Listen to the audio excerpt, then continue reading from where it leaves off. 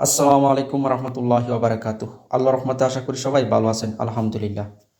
পবিত্র কোরআনে কারিম থেকে সূরা আল লুকমান আয়াত 6। আল্লাহ তাআলা তিনটি বিষয়ের কথা বলেছে যখন পবিত্র কোরআনে কারিম নাজিল হয়েছে। আর আমরা সবাই জানি পবিত্র কোরআন কখন নাজিল হয়েছে, প্রিয় নবী সাল্লাল্লাহু আলাইহি সাল্লামের উপরে। আর আজকে কত বছর হয়ে গেছে, কিন্তু আল্লাহ তাআলা আমরা যে আজকে বর্তমানে যা করছি এবং বর্তমানে আমরা যা কিছু ব্যবহার করছি এর মধ্যে এই বিষয় নিয়ে আল্লাহ তাআলা সূরা লুকমান আয়াত 6 এর মধ্যে তুলে ধরেছে। এবার চিন্তা করেন কত বছর চলে গেছে, কিন্তু বর্তমানে যা আমরা করছি এগুলোর বিষয়ে আল্লাহ তাআলা এখানে বলে দিয়েছে। তিনটি বিষয় বলেছে, এই তিনটি বিষয় আমি সংক্ষেপে বলার চেষ্টা করবো যেন আমরা সহজেই বুঝতে পারি। আর অবশ্যই আমরা যেন এই দিনের বিষয়টা ভালো করে বোঝার চেষ্টা করি, এমনকি এগুলো থেকে দূরে থাকি। আল্লাহ তাআলা বলেছেন প্রথমেই, মানুষের মধ্যে কেউ কেউ অজ্ঞ লোকদের আল্লাহর পথ হতে বিচরণ করার জন্য অসার বাক্য ক্রয় করে। অসার বাক্য বলতে যেটা গান বাজনার মধ্যে পড়ে। তারপর আল্লাহ তাআলা বলেছেন, এবং আল্লাহর প্রদর্শনীয় পথ নিয়ে যারা ঠাট্টা বিদ্রোহী করে। কিছু কিছু লোক রয়েছে যারা ঠাট্টা বিদ্রোহী করে, এরকম যারা বেদিন। তারপর আল্লাহ তাআলা বলেছেন, ওদের জন্য রয়েছে অবমাননাকর শাস্তি। এই তিনটি বিষয়, প্রথম হলো সৌভাগ্যবান মানুষেরা আল্লাহর কিতাব দ্বারা পথ প্রাপ্ত হন এবং শ্রবণ করে উপকৃত হন। যারা সৌভাগ্যবান লোক, যারা দিনদার, তারা কিন্তু আল্লাহর কিতাব ক্রয় করে এবং পথপ্রাপ্ত এবং শ্রবণ করে উপকৃত হন। তারা জ্ঞান অর্জন করে, এমনকি তারা দিনের পথ সহজেই নিয়ে আসতে পারে।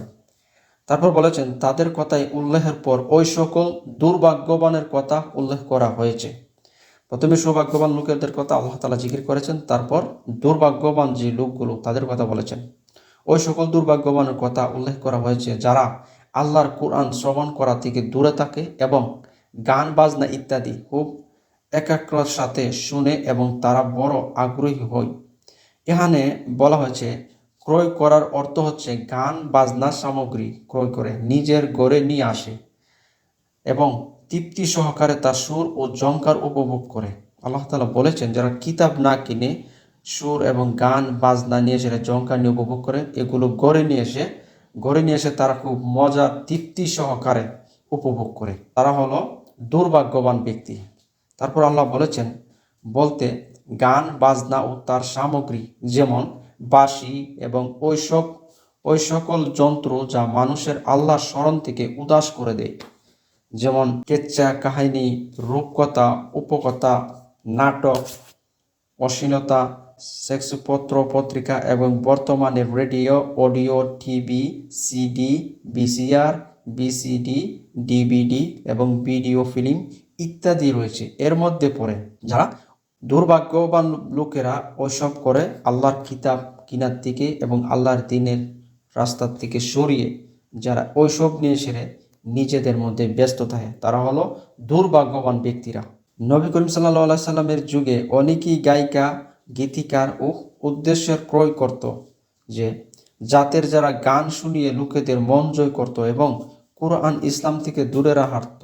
তারা গান বাজনা করে কিছু কিছু মানুষ যারা রয়েছিল তাদেরকে দূরে রাখতো সবসময়। এই অভ্যাসটা ছিল আমাদের প্রিয় নবী সাল্লাল্লাহু আলাইহি সাল্লাম যখন ছিল, তখন কিছু বেদিন লোক রয়েছিল যারা দিনের রাস্তা থেকে সরিয়ে এই গান বাজনার মধ্যে সবসময় নিজেকে ব্যস্ত রাখত। তারপর বলেছেন, এই অর্থে গায়ক, গায়িকা, নায়ক, নায়িকা এসে যায় বর্তমানে যাদের শিল্পী, ফিল্ম তারকা, সাংস্কৃতিক না জানে আরো কত কিছু, এরকম সভ্য, চিত্রকর্ষী এবং মন মাতানো নামের বিভিন্ন অভিহিত।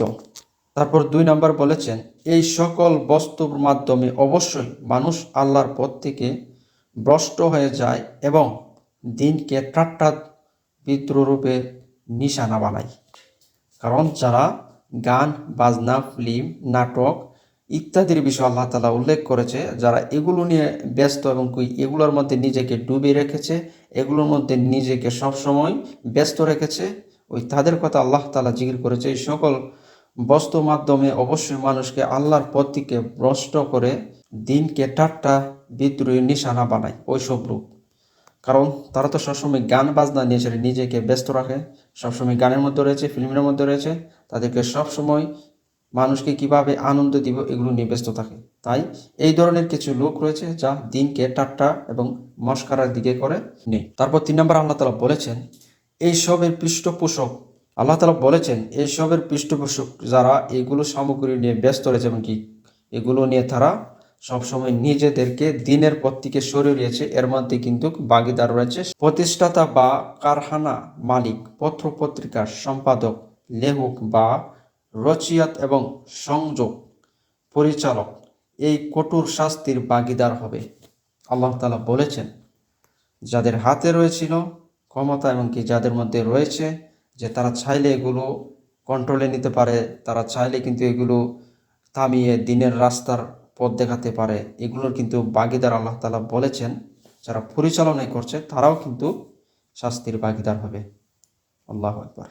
এই তিনটি বিষয় আমি সংক্ষেপে আপনাদের সামনে তুলে ধরেছি, যারা আমরা কিন্তু আজকে বর্তমানে এগুলোর মধ্যে রিলেটিভ অনেকই রয়েছে, তাই এগুলোর থেকে যেন আমরা সবসময় দূরে সরে যাই, আল্লাহ আমাদের তা থেকে যেন পরিত্রাণ দেন। আল্লাহু আকবার। আসসালামু আলাইকুম ওয়া রাহমাতুল্লাহি ওয়া বারাকাতুহু।